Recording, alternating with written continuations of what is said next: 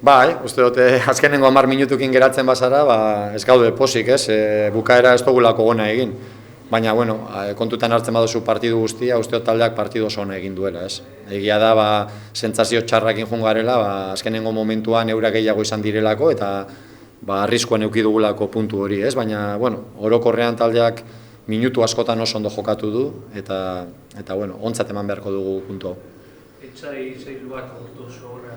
Eurape, bai, ez? Uste dute partiduko bastak edartzen baduzu 75 minutu, 80 minutu, eura gure atzetik ibirili direla, ez? Uste dut baloia oso ondo manejatu dugula, etxetik kanpo egin dugun partidurik onenetarikoa minutu horietan, ez? Baina egia da, azkenengo minututan asko sufritu dugula. Asko sufritu dugu, eurak korner batzuk eduki dituzte, eta gertu egon dira bigarren gola sartzetik, ez? Naiz eta 3 puntuak ez lortu, taldeak dinamika honean jarraitzen. Oso honean, oso dinamika honean, baloratu behar dira bebai puntu hauek, ez diralako errezak, ez? Ikusten dugu beste taldeak ere goian daudenak, ze zailtasun daukate, eta olako zelaietan irabazteko.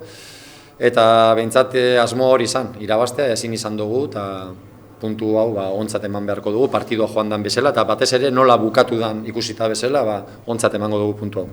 Berriz ere zaleek bat egin dute taldearekin, partu osoan zehar. Eskerrak emon, jente asko etorri da, beti bezala, eta oso eskertuta gaude, euran laguntzarekin, eta hor jarraitzen dugu, berriro Ipuruara goaz, datorren astean, eta ia danon artean ateratzen dugun partidu garrantzitsu bat, ez?